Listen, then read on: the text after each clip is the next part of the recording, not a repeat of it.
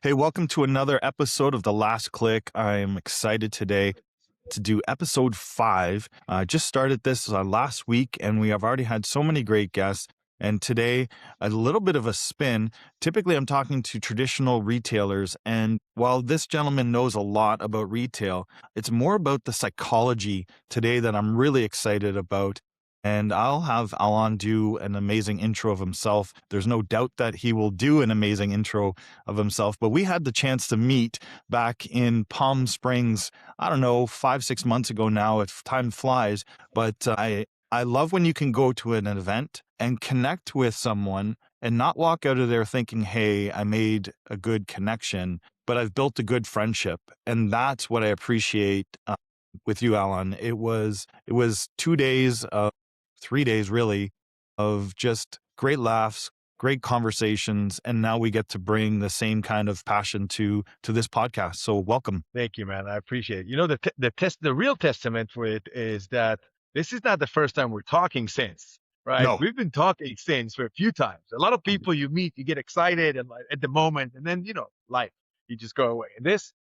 So yeah, I love it, man, and I'm so glad that we're staying in touch. So, how you doing? good, good.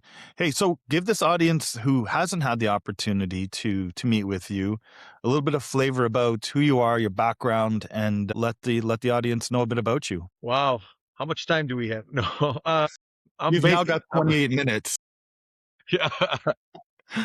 I grew up in Israel, moved very young to the States, went to college, New York, and the late 20th century, end of the 90s, I ended up at a software company. Got relocated with them to Boston from Israel. So I was a couple of years in Israel, then went back. And this is where I first time started seeing them. I'm a little different. And what I mean by that is I ran the pre-sale group, but I seem to understand the world and the language of the customer, okay, but also can talk product, Right. okay. And that's when I started looking at this and seeing, a lot of salespeople. They come with their presentation and the pitch, and they're ready to say what they want to say. Okay, that's when I learned that there's a difference between selling what you're ready to sell versus selling what they want to buy. Right. Okay, but also understand the product on the technology side. So it didn't scare me at all. So I was there for a few years in Boston. I went back to Israel, started a company in the travel technology world. Okay, and came back to the US with that company and startup world. So all in, it's a roller coaster for sure. Sold to what in this industry it's called TMCs, travel management companies. But so always was in selling, right? Even though I was CEO of the company, small company, but the R&D was in Israel, and I started the company here, sales. And after about 5 years total, company closed for many reasons. We don't need to get to it, but it was a great school, great lesson. Also, financially, personally, brought me down to my knees completely. So $1,200 in the bag, 3 kids, and forced to go back to Israel because of visa issues. Went back to Israel, was going back and forth for a year. Anyways, I feel like I'm rambling here, but when came back to Atlanta about 15 years ago for a travel technology company based in Indiana, ran sales and account management for them. Had a couple of years there that's phenomenal. But this is where everything changed for me because a former boss of mine basically said to me, listen, I was in the room with you. And Chris, I'm going to, you experienced it, right? So my friends will say, Alon is the kind of guy that never met a stranger. He said, I was in a room with you for a couple hours. I saw what you did. I felt what you did. No clue how you did it. So I want to tell you, as a boss, keep doing what you're doing. I got your back. Go, whatever That's you need. awesome. Okay. And as a friend, I'm urging you to start looking into it. And this is when I started researching, reading, studying psychology, neuroscience, emotional intelligence, and started writing a blog about what I today call emotional relevance. Okay. So pandemic hit. Well, I was recruited then to go to another company, a huge company, a $25 billion travel conglomerate, rent sales for them. And pandemic hit. I got laid off with a bunch of other people and started my own, kind of pushed me to do my own. And I've never looked back.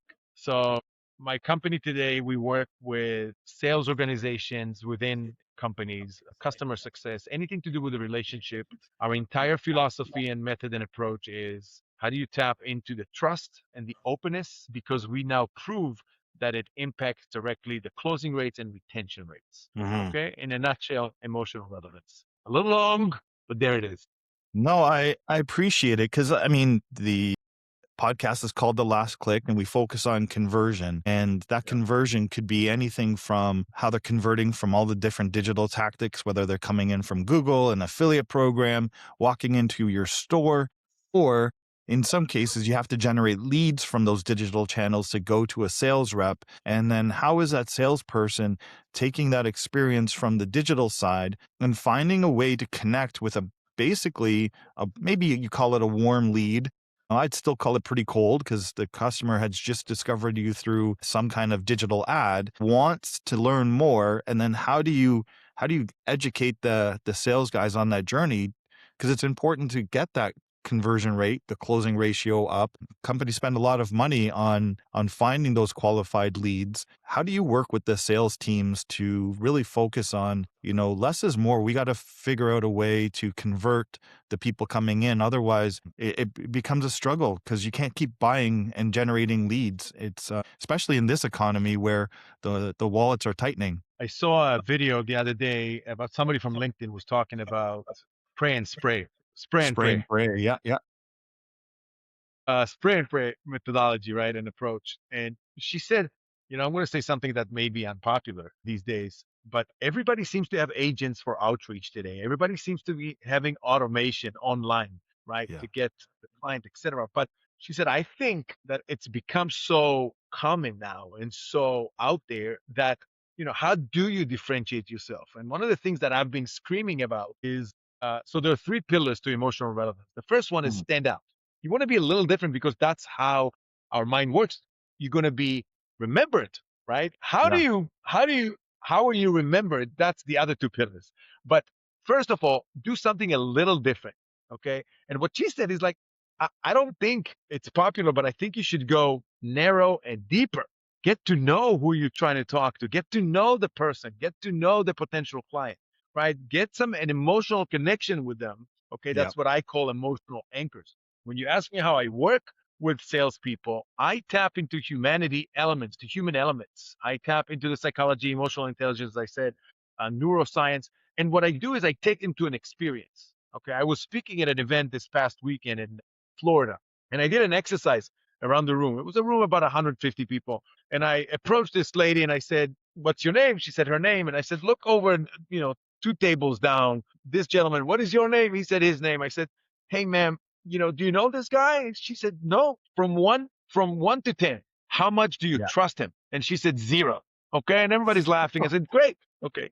Now I want you to share something personal." Okay. Everybody's listening, but I want you to share something personal with him. Look at him and share something personal. Now go as comfortable as you feel. And by the yeah, way, that's work later. How to get to people outside of the corporate dogma that we've been taught for so many years, right? And go to what it is that we need as humans, those elements. mhm, So I said, share something. She shared something personal. Now, here's the key, Chris. There are studies that show that when I share something personal with you, your mind automatically wants to reciprocate with something personal from your end. Okay. And once that happens, we have created an emotional connection that automatically impacts the level of openness and trust that we have. Okay. And that means what? That now I would love to do more business with you. Now I would yeah. love to explore how we can work together as well because I trust you. I had some connection with you. Now, usually it takes more than one, but she shared something. He shared something back. I asked her from one to 10, how much do you trust him now? And she said 7. Okay. Now I said, That's look, off of in one. That's off of one comment. 2 minutes and 11 seconds, Yeah, okay, we went up from 0 to a 7. Not only that, what she shared was very personal. Like it was very personal. When she shared it, the entire room went like everybody felt it. Okay. yeah, And that's it. How do you get that with your client on an ongoing basis? Right. So you can create that level of openness. You create those emotional anchors for them to want, right? To yeah. do business, to buy from you, etc. How do you get that emotional brand loyalty? Emotional brand loyalty, right? Yeah, it's a great point. I had plenty of comments on my book, Retail Rewired, and I open up the book different than most authors would, and I don't consider myself an author. But what I tell people at the beginning of that book is about my learning disability that I grew up with reading and writing, and yet I've taken the risk to write a book even though I've had this struggle for my whole entire life. And so many people said, "You've had me from like paragraph 3." Like I wanted to learn more and hear more because you shared something personal and it related because I know a family member that has this opportunity, or my son also has a learning opportunity, and I wanted to be able to leverage a story about someone who has somewhat success in their career and point to my son, this can, like, don't worry about these opportunities. They're just challenges and we'll figure it out together. And by starting off my book You that want to way, hear something? I yeah, want to share something funny with you. Again, it works automatically. I'm just paying attention to it and teaching it. But when you started sharing, immediately I was thinking about my book that unfortunately I cannot, you know, organize. no, it's not out yet, so I can't promote Yeah, it. I got you. I got you. But I started with talking about my self confidence problem from when I was very young, my lack of self belief. Okay. Yeah, So when you shared it, now what you started, right? How you started about your book, immediately I want to reciprocate and share it with you. And I know when you shared it, I felt something inside. Okay. right. The thing is that science shows us that that connection, okay, if you can maintain it, trigger it to Mhm. repeat itself over your relationship with your clients, colleagues, etc.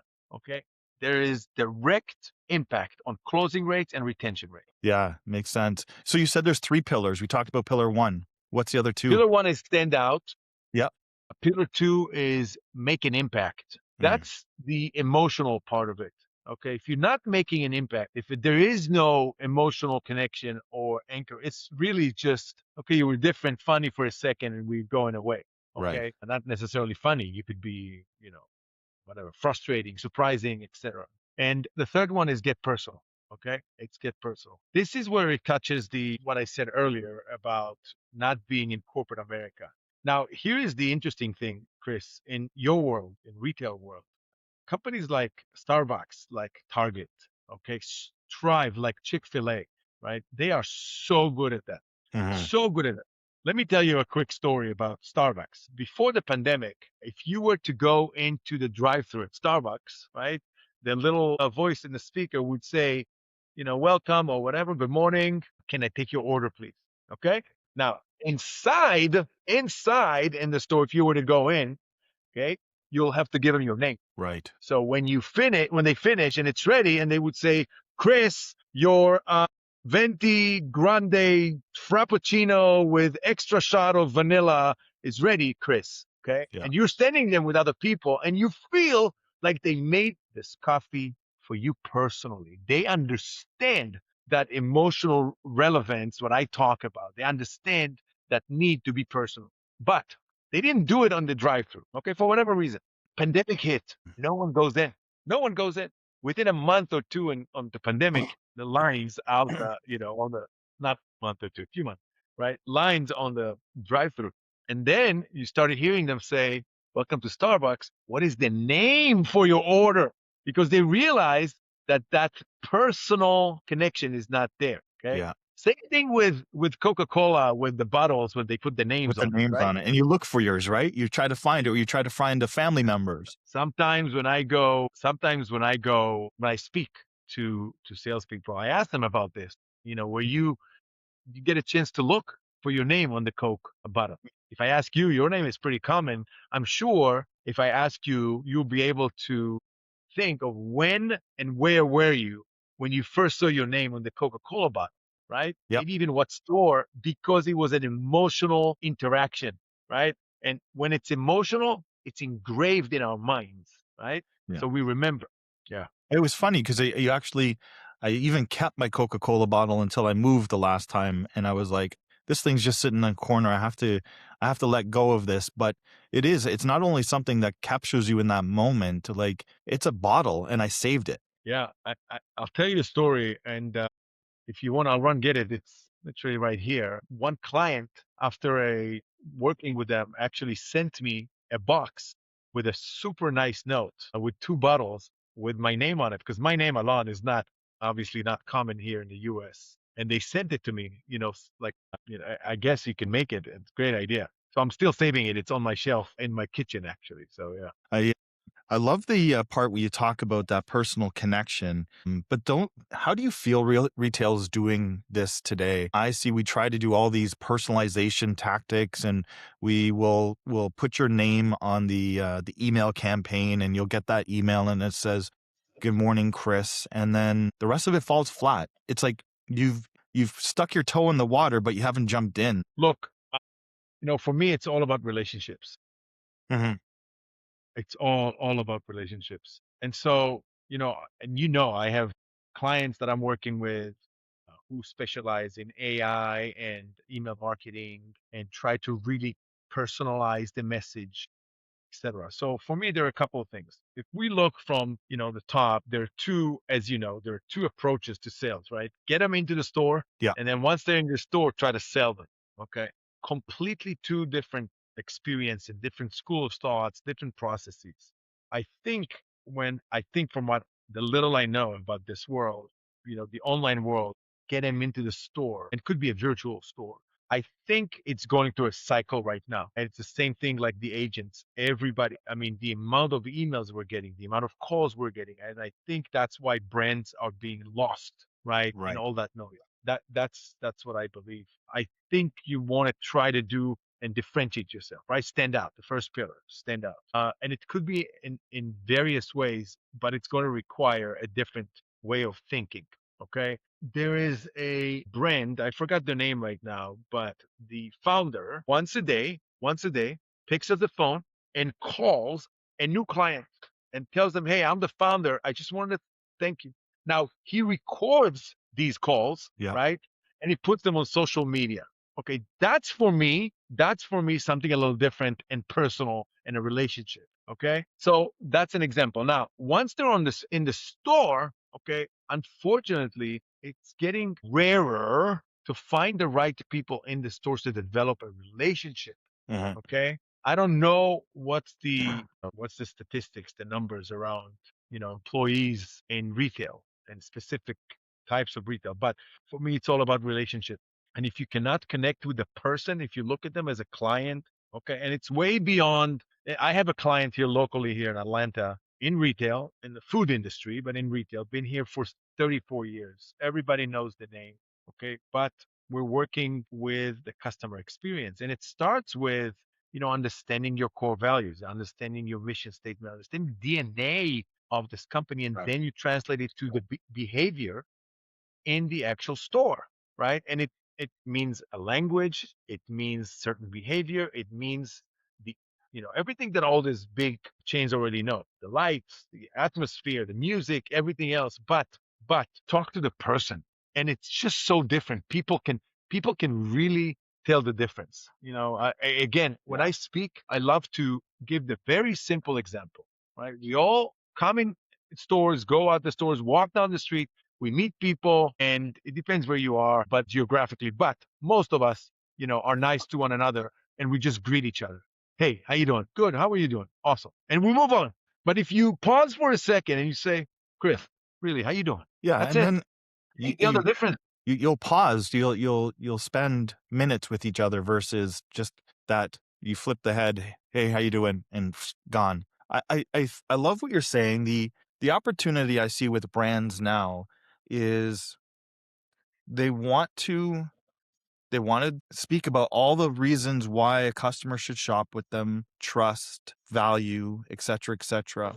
But the biggest disconnect I see when I listen to their brand promise is the execution at the sales floor, at the store level. And it's not all of them, so I don't want to paint this with a brush, but it's a lot of them that I look back to my time at Future Shop, and Future Shop it's like a Best Buy in Canada.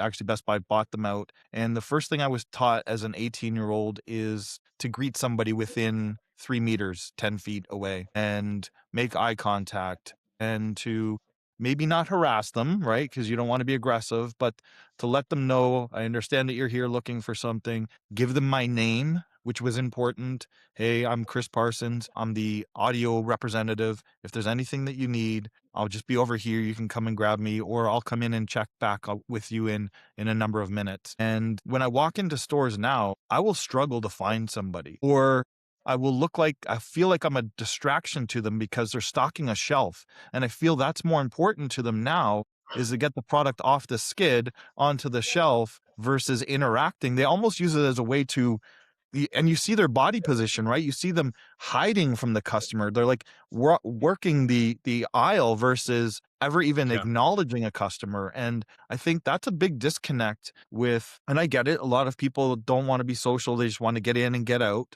But there are the folks that do, No, no, no, no, no. they'll, Hold on, hold on, hold on, hold on, hold on. First, I want to say I'm glad you brought up this topic because I want to tell you it's super hard.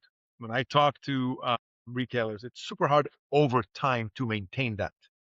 right. Okay. New people come in, people leaving. How do you maintain that DNA? How do you maintain that notion, right? Mhm. Over time. But one thing you said that is interesting, which is some people don't like to be social. That's not the point. The point is not to be social. Right. The point is to understand the person, to meet them in their world. If they don't like to be social, that's fine. But if you let them know if you're skillful enough Right. in social elements to let them know you get them.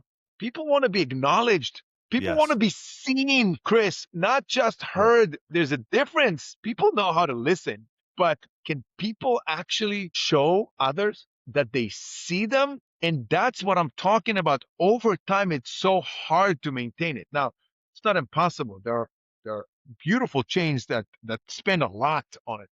Look, we all go to hear talks. We go to movies, etc. You go out of the movie, you go out of an inspiring talk, okay, and you're all pumped up, and like that's it. It's going to change my life, and I'm going to do this, and tomorrow I'm going to start my diet, and I'm going to start my workout routine, and I'm going to go to work, and I'm going to write 3 books in the next week, and I'm going to go to Claude, and I'm going to go to ChatGPT. Everything. I'm so pumped. Okay. And then you go to dinner, you go to sleep, you wake up, and the next morning, like, yeah, that was a great talk yesterday, and you go back to your routine. That, that's our nature, right? It's hard to maintain that level of whatever it is with people, let alone younger generation that see this as, I'm going to be here for 6 months, I'm going to be here for a year. Maybe it's hard to find these people that over time to maintain that level of skill. So it's a challenge, man. It's definitely a challenge, but there are ways to do it. There are ways to do it. That's Yeah, and I the think where I guess I appreciated Future Shock was before I was even allowed to interact with customers, I had to go through a sales track. It was a weekend. I had to give up a weekend of my time to go and learn, guest, greet, understand, educate, secure, thank a customer. And while it was a very sales commission role, it gave me the confidence as a new employee, as an 18-year-old, to go and have conversations with people, to understand them, to listen to them, to hear them, to see them, versus now you you get your badge on your shirt and a yeah. branded t-shirt and you're on the sales floor saying good luck kid. So I think there's an opportunity to look at P&Ls and see if there's room for budget and training on the sales floor more than just how to stock a shelf or how to position a vegetable in the fruit and vegetable section. Hey, I know you're tight on time this morning. I want to get to a couple of things. One of them was with emotional relevance, and I'm glad to hear that there's a book coming out. That's exciting. I can't wait to get my copy of that. Super excited about that. What was your aha moment for emotional relevance? So I mentioned one of them earlier with my boss who basically told me, "Hey, I urge you to go learn it." But I will tell you one big two aha moments. One was actually at a Starbucks, and one was during a sales meeting. And I get emotional when you ask me to look into it, to think about it, because it really did change my life. So the first one, it was with a client, big name, and she and I stayed in touch after the sales. After a couple of years later, I was in the town where she lives. We met for coffee. And she sat down. I said, I'm going to grab us coffee. And I'm standing talking to, the barista over there. Mhm. Okay. And he had like a sleeve of tattoos. So naturally, I'm looking at it. Okay. By the way, one of the things I'm working with that I'm teaching is pay attention. Pay To attention the to little things, details. right? Mhm. By the way, online calls as well. I pay attention to the background. I know you position some of the stuff on purpose, probably, but oh my God, I'm dying to talk to you about some of the stuff there. So, anyways, pay attention. So I started talking to him, just doing me and joking, etc. Within 2 minutes or a minute and a half, I noticed there's the person behind me in line kind of started joining the conversation as well. Okay. Because we were laughing. And you know, when you laugh and you're happy, people want to join that. That's another element that I'm teaching.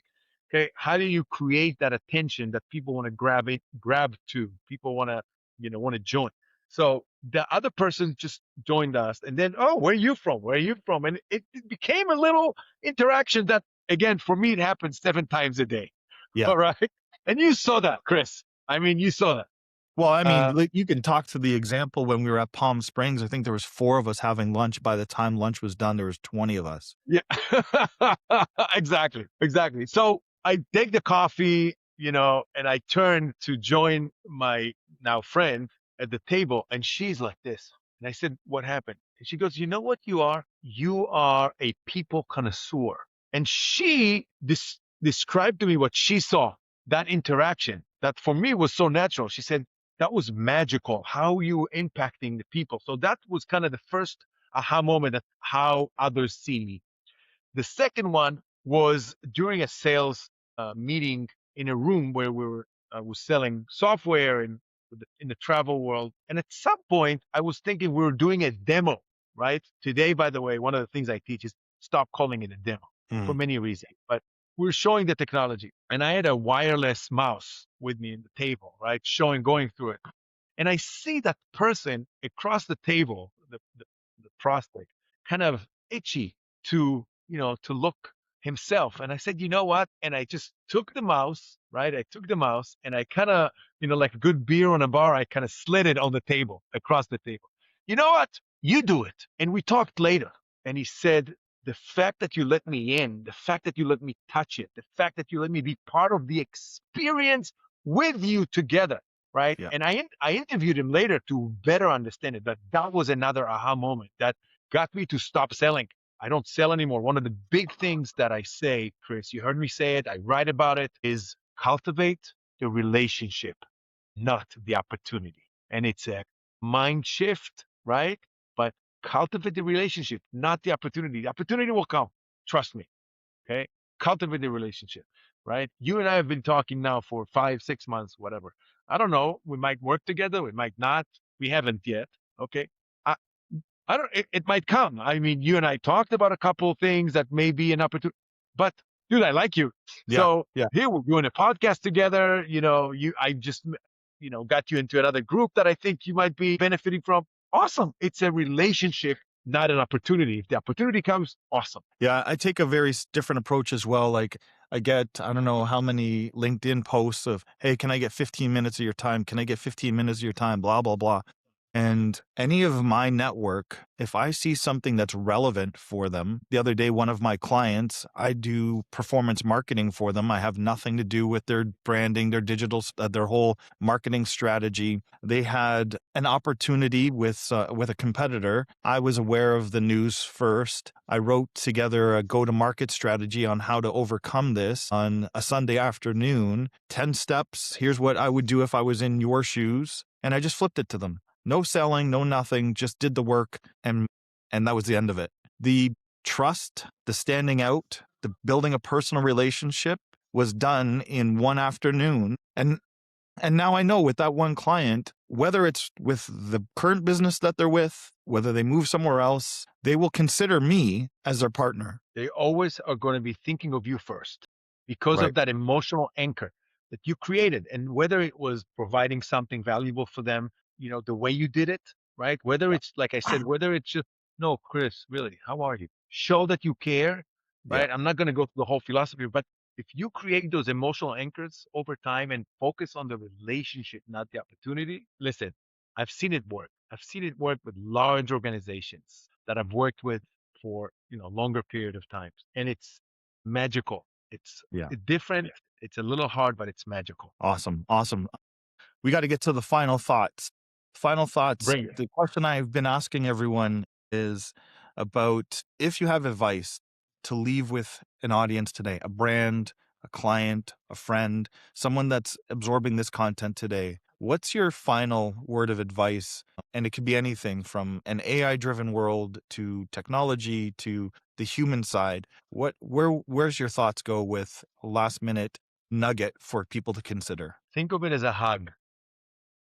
Okay. Think of it as a hug. Everything I said, you want them to be seen. You want them to feel that you care for them. So, one of the big things, and I'll summarize it with this, one of the big things I always say when I work with sales, customer success is how do you make your client constantly feel, not know, not think, feel that you are constantly thinking of them? How do you make them feel you are constantly thinking of them? Yeah.